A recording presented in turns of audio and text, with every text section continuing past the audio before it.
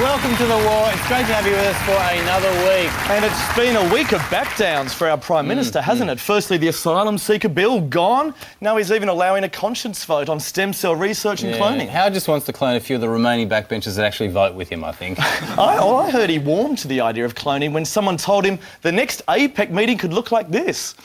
It's all part of the master plan. It'll also solve the problem of poor attendances at the cricket. Absolutely, and with cloning, he can finally get that threesome he's always dreamed about with George W. Bush. Also this week, a major increase to airport security, of course, after that liquid explosive terror scare in London. They reckon it now takes about 4 hours to board some planes in some places. I know, and hats off to the terrorists for really hitting us where it hurts. If we just have a look at Al-Qaeda's scorecard to date, still no luck destroying our democracy, no luck destroying freedom, but they have won the war on our duty-free shops. That's the one they really wanted to win, You wasn't it? literally can't take anything onto a flight anymore. Have you seen the list of banned objects? You can't take water, you can't take bottled drinks, but on the upside, you also can't take on Dan Brown novels.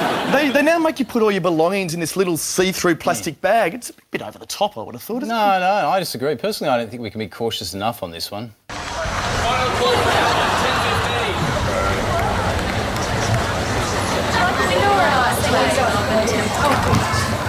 Flight to Gold Coast.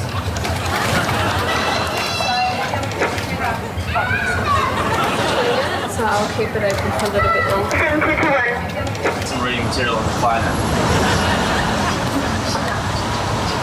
Is this fitting with the you can only wear plastic, have stuff in plastic? Is that alright? That's beautiful, mate. Is that alright? Cool. Very good, mate. We're not too overdressed. I would say overdressed too.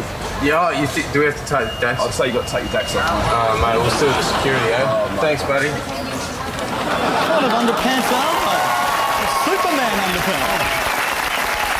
I wouldn't let Julian in like that with that body anyway. Look, very pre-9/11 mindset there. But anyway, time now for our news segment called...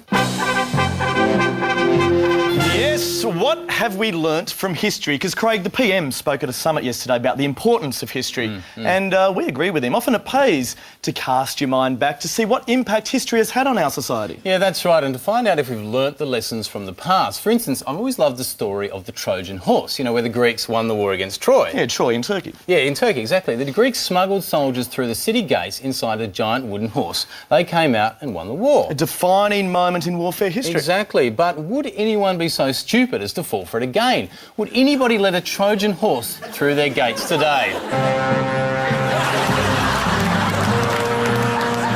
Can we just take the Trojan horse in? Can we just leave it here overnight? You're going to pick up tomorrow morning again, are you? Yeah, pick it up tomorrow morning. Back on the left-hand side, up the next one.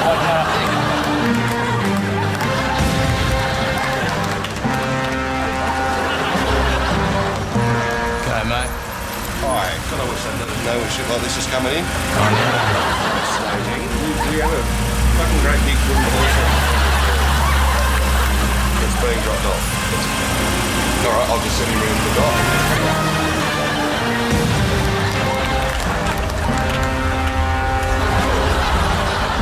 Yeah, mate. Where's the history department? Quadrangle? Yeah. Thanks, mate. Yeah. Thanks very much.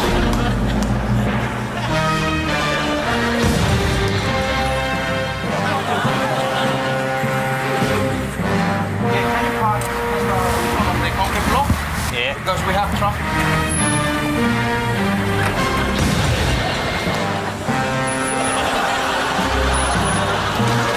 Hey, just got this from the Greeks. It's a gift. Can we leave it here for the night? Ask the Consul General. We just want to leave it here for the night. Hello? We can't leave this here.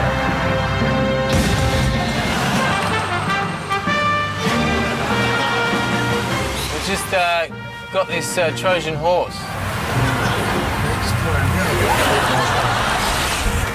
Check inside before you let it in the gate. Can we leave it here for the night? Inside! What do you mean? I'm sure there's no one inside. Why would there be anyone inside? Can we just leave it here at the barracks for the night? I had no idea he was in there. I had no idea. Excuse me. Hey. Wait!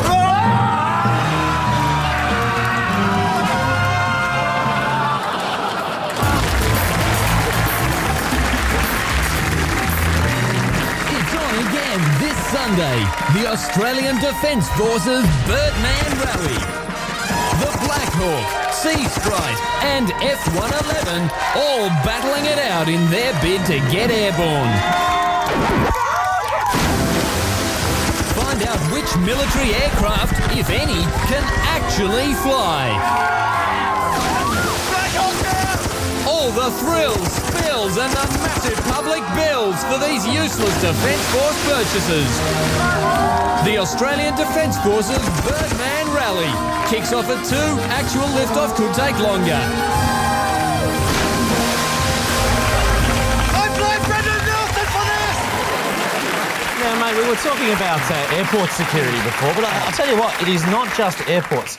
Security is literally everywhere now. I mean, wherever you go, there's like a video surveillance camera It's watching getting you. ridiculous. It's everywhere now. Look, I think it's gone too far. I don't think we need all this surveillance. Well, especially in the Big Brother house. I'd like to switch off those cameras right now. Sure. But I do wonder about this video surveillance and, you know, whether it actually works. Like, those guys who sit at the front desk with all those security monitors, I don't reckon they're watching half the time. I've never seen them watching. They're reading, sleeping, anything but looking at the monitors. Yeah. So just how lax are they? To find out, I spent this week trying to steal those signs that say this area is under video surveillance, just to see if anyone would notice.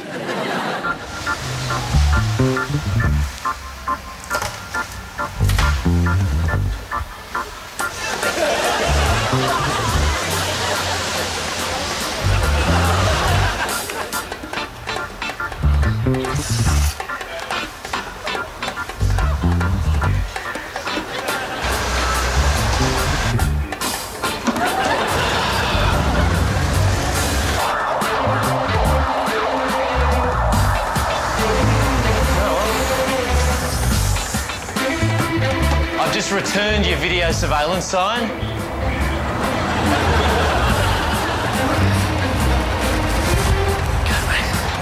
Just checking your video surveillance.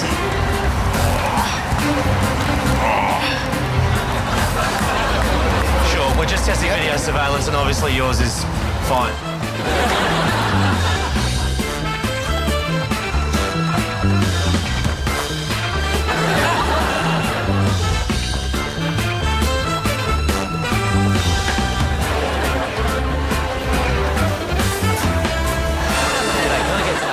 Diet Coke and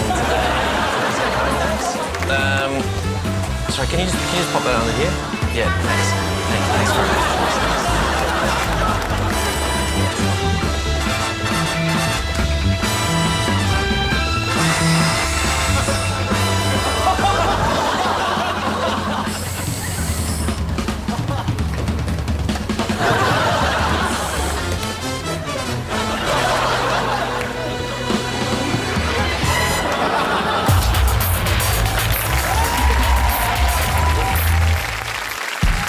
At Medibank Private, your premiums pay for more. More bonuses for our CEO. More submissions to the Minister to raise our fees. And more people jumping around like dickheads on our ad. Medibank Private. Healthy members, healthier profits. Up shit creek, I feel boring now. I feel boring now. Now, this week, my heart's been breaking for poor old Dell computers. I mean, there's nothing wrong with their laptops whatsoever. They're actually perfectly good products, you know, except for the minor inconvenience of their batteries exploding into flames. But, you know, I felt the only possible solution would be a visit from the surprise spruiker. That's right, shoppers, come on into Dell Computers. It's our explosive fire sale. It's a burning battery bonanza. 4 million computers are walking out the fire escape. Yes, they have got to go up in your face. Red hot bargain, sir, that'll leave you a red-hot corpse. It's dangerously defective digital devices madness. These laptops will blow your top off.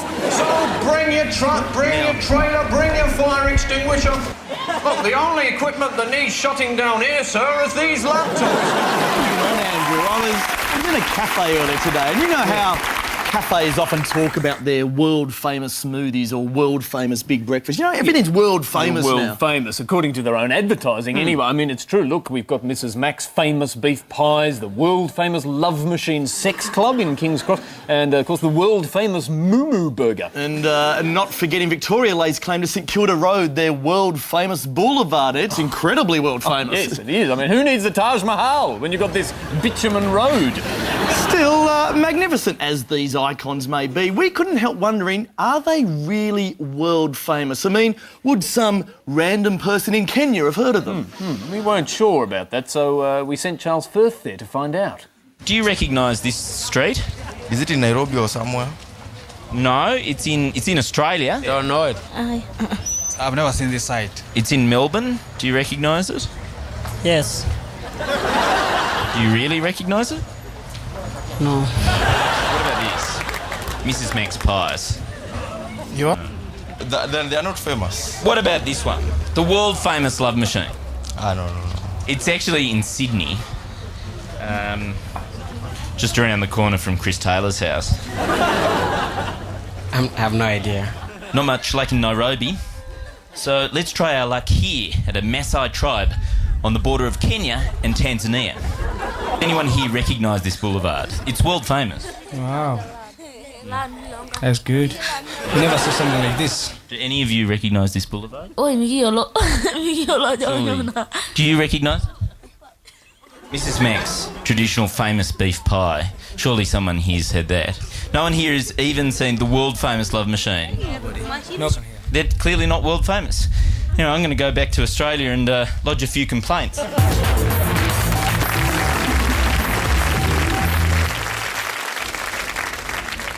Simon Chesterman is an accounts manager for a leading merchant bank. Computer says no. He's also one of the growing thousands of Australians who spend their entire workday reciting catchphrases from Little Britain. I said yeah, but no, but yeah, but no, but yeah. Little Britain impersonations in this office alone have been up 20% in the last year. Oh, sorry. How unladylike to interrupt an interview. We are both ladies, yes? I guess it started with The Simpsons. I used to do a lot of dope and that kind of material, but then I went through a huge Kath and Kim phase, you know. Look at me, look at me, look at me. Glass of water? Oh, well, Come on, Simon, we've got a lot to get through. no. Little Britain impersonators now pose the #1 threat to workplace productivity. Is it because I'm gay? A statistic that employers nationwide can no longer afford to ignore. Little Britain impersonations! Now shut up! Look at my eyes, the eyes. Look into my eyes. Look very closely into my...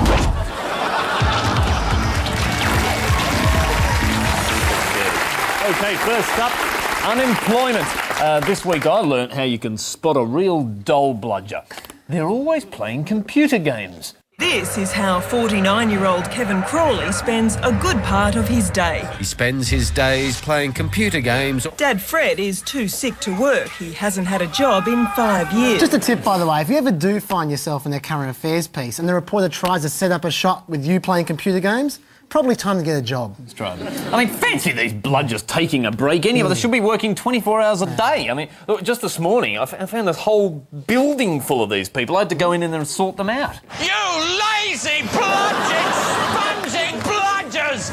Get off your lazy arse and look for a job now! Why aren't you out looking for work? I'm on holiday! Rubbish! Get out, you prey of society! Now, it's not like it's hard to find a job either. For instance, reporter Rodney Lois turned up out of the blue at their Centrelink office with a job offer no one could resist. We're from Channel 7. Apparently there's a fruit-picking shortage up in Mildura, and we're going to take a free bus up there if anyone's interested in coming up there with us tomorrow to pick fruit. Now, how lazy would you be to not immediately move house to a small country vineyard and undertake manual labour? Bludgers! You see, that is why they call them the wasted generation, right there. Sorry? Who calls them the wasted generation? They do. Who? They do. They call them the wasted generation. Oh, them! Oh, they've been very busy on current affairs shows lately, giving names to everything. In Australia, they call it the Kylie effect. I guess they call me the Colonel Sanders of weight loss. They call the Mekong Delta the toilet bowl of Asia. Nice. They call it unsubstantiated bullshit. Well, let's look at the current affairs tally board now. And a big week for Today Tonight, of course, in the medical freak show category. They're leading ACA 22 stories to 17. They are ahead in Pokies outrage, 10 stories to 1. And who would have thought that there'd be only one story about how bad pokies are on a show owned by PBL, owners of Crown Casino? It's quite a coincidence. Finally, a big milestone for Today Tonight. They are celebrating their 100th Rip-Off Merchants Report for 2006. Well done, well done, well done. And we have prepared a very special cake to symbolise that glorious achievement. Congratulations, guys. Now to this week's lesson. Fatties. Now, we say fatties, but we shouldn't give you the impression ACA is insensitive about people struggling with their weight. No. Just look at this piece by radical feminist reporter Brady Halls. Oh, how life has changed for these 5 women. That would never have happened not so long ago. You see, they once looked like this. Yes, get dieting now, ladies, for your chance to be wolf-whistled by seedy men. And here is how you do it. Now, you may have thought that the best way to lose weight was to eat well and exercise. Oh, no. You are seriously mistaken. Oh, no. If you really want to slim down, you need one of these current affairs miracle cures. Are you saying that there's a pill that helps you lose weight without diet or exercise? That's amazing. A new machine they hope will burn away their stubborn, wobbly bits without them lifting a finger. Karen Gatt is best known for shedding 70 kilos by walking around the clothesline in her backyard. And it literally melts the fat away. Yes, it does. Franz Hussingschwartner is a world expert on the treatment. A skin patch. I lost over 30 kilos. Now she's turned to hypnosis. And you're at the perfect weight that suits you. I feel healthy. Now, the other way to lose weight, of course, is to find yourself a motivational speaker who talks like Dr. Seuss. Between main meals, I drink water or tea. Between each meal, I stay snack-free. He's so charismatic when he speaks. I mean, if you thought this guy was inspirational... Where they will not be judged by the colour of their skin, but by the content of their character. I have a dream today. Then you haven't seen Mark Stevens in full flight. Drink more water, drink more water, drink more water. I am a winner. My destiny is to succeed. I will win. What a great orator. And by the way, he is absolutely right about the people who attend his course. According to Mark, it's their brain at fault. Well, some fantastic weight loss solutions there anyway. Now, one guy who's very keen on weight loss, of course, is David from The Biggest Loser. He's already lost 61 kilos through actual hard work, so we thought the least we could do is finish the job off for him the easy way. First up, we tried the slim patches. And they were going quite well, so I read him some Dr. Seuss. 1 fish, 2 fish, blue fish. Then we tried the magic pills, a bit of hypnosis. And then a fat-melting wand we tried next, and a good dose of Dr. Hussingschwartner. There we go. And then we did them all at once while walking around a clothesline. Ladies and gentlemen, please welcome the all-new David from The Biggest Loser.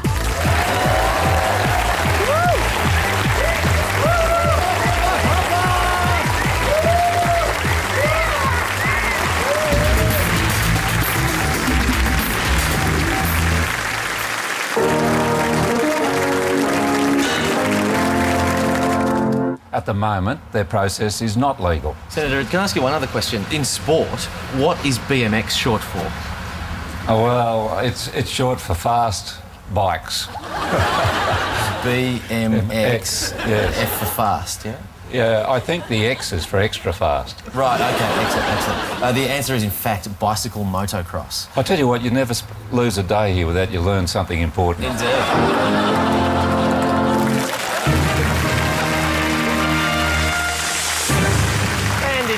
this week it's been a bad week for the government as university degrees topped the $200,000 mark. But Jules, you got to put these fees in context. Sure, a medicine degree now costs $237,000, but at least the government saved you your student union fee. Ah, true. Did you see this too? With rising petrol prices, the government's announced a subsidy of $2,000 for anyone who converts their car from petrol to LPG and $10,000 for anyone who converts their car into a breakdancing robot.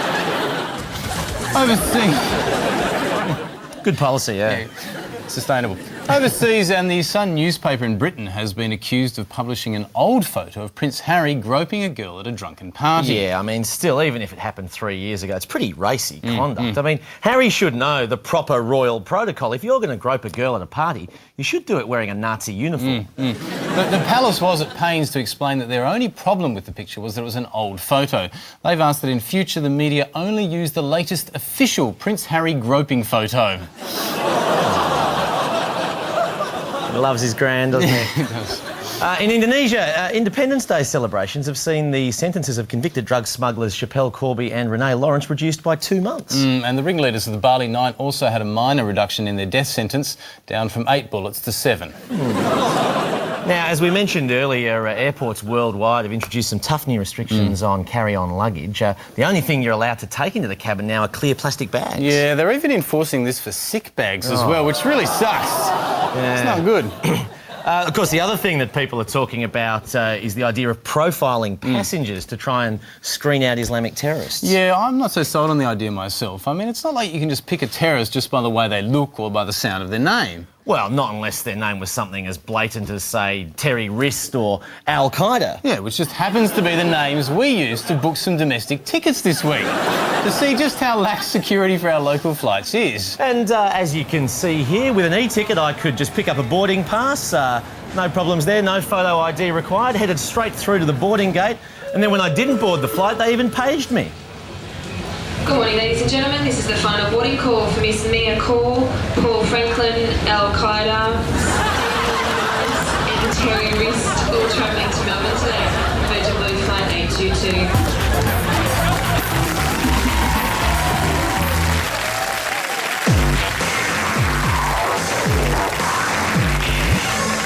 Yes, it is ad road test time again. Checking the claims of TV commercials to see if they stack up in real life. And of all the hits on our guest book, there's one ad campaign more than any other that people have always been asking us to test. That's right. I'm sure most of you would have seen this one. It's an ad campaign for the Ford Focus hatchback featuring Jackie O. OK, now here's the first one. Now, theory goes that the car's handling is so smooth that if you put a goldfish bowl on one of the seats, the goldfish will be absolutely fine. No spillage whatsoever. None at all. It's a handy feature in a car, but is it actually true? I got myself a Ford Focus and put it to the test.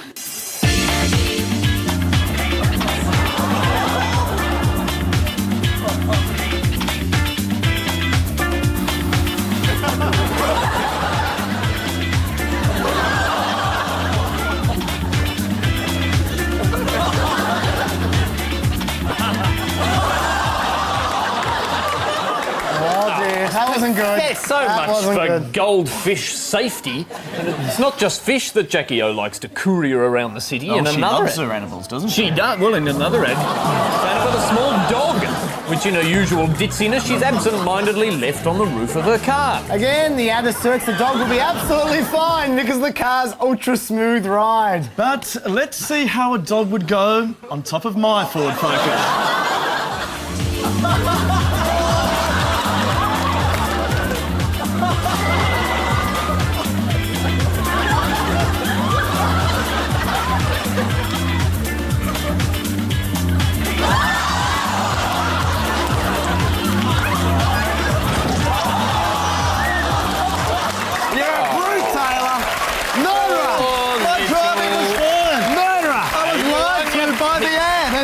I blame Jackie O for endorsing such an unreliable car. Look, it's OK, Chris. I know you're hurting, son. I know you're hurting. Poor little Grover. I took little Grover back to Jackie O and demanded some explanations.